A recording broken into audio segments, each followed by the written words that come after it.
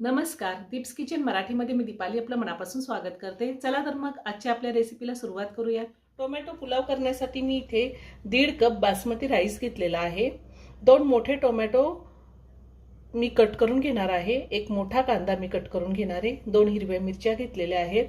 थोडी कोथिंबीर, थोडी पुदिन्याची पानं, थोडी कढीपत्त्याची पानं, अर्धा इंच आलं, 8-9 लसणाच्या पाकळ्या, एक मीडियम साइजचा टोमॅटो कट करून घेतलेला आहे। आपल्याला 1 चमचा तूप लागणार आहे, पाव चमचा हळद, अर्धा चमचा गरम मसाला, 1 चमचा लाल तिखट, 1 चमचा धने पावडर, चवीनुसार मीठ आणि आपल्याला तेलही लागणार आहे। मिक्सरचं भांडं घेतलंय, त्यामध्ये आपल्याला टोमॅटो, हिरवी मिरची, आलं आणि लसूण बारीक करून घ्यायचे, पेस्ट तयार करून घ्यायची। आपल्याला पाणी न घालताच आपल्याला पेस्ट तयार करून घ्यायची आहे।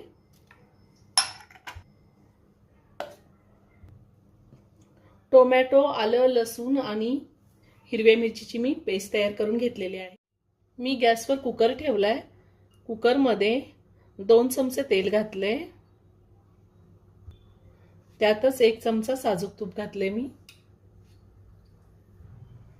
तेल तूप गरम झाले, त्यामध्ये मी 1 चमचा जिरे, 4 लवंगा, 4 मिरी, 1 दालचिनीचा तुकडा, 1 मसाला विलायची आणि 2 तमालपत्र घालते। त्यातच आपल्याला कढीपत्ता घालायचा आहे आणि कांदा घालते। मी कांदा उभा चिरून घेतलाय। कांदा मी 2 मिनिटं परतून घेणार आहे। कांदा मी 2 मिनिटं परतून घेतलेला आहे। आता आपल्याला त्यामध्ये टोमॅटो, आलं, लसूण आणि हिरव्या मिरचीची पेस्ट घालायची आहे। आता आपल्याला ही टोमॅटोची पेस्ट तेल सुटेपर्यंत चांगली परतून घ्यायची आहे। 3 ते 4 मिनिटं मी ही टोमॅटोची पेस्ट चांगली परतून घेतली। छान तेल सुटलेलं आहे। आता आपल्याला त्यामध्ये हे जे आपण मीडियम साईजचा एक टोमॅटो कट करून घेतलेला आहे तो घालायचा आहे आणि पुदिन्याची पानं घालायची, थोडी कोथिंबीर घालायची आहे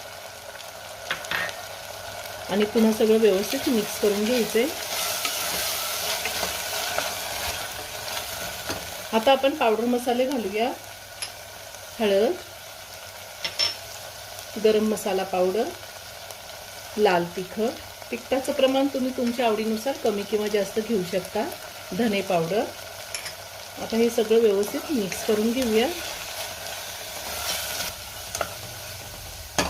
आता आपण धुतलेला तांदूळ घालूया यामध्ये।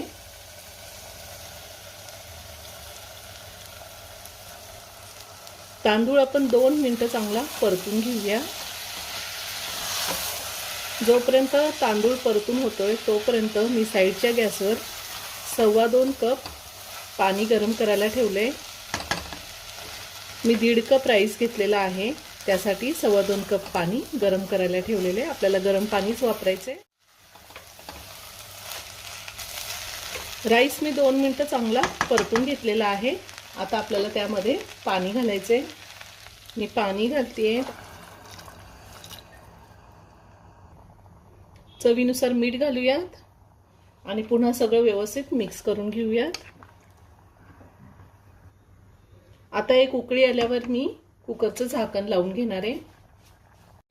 छान उकळी आली, आता मी कुकरचं झाकण लावते आणि कुकरच्या 2 शिट्ट्या घेणार आहे।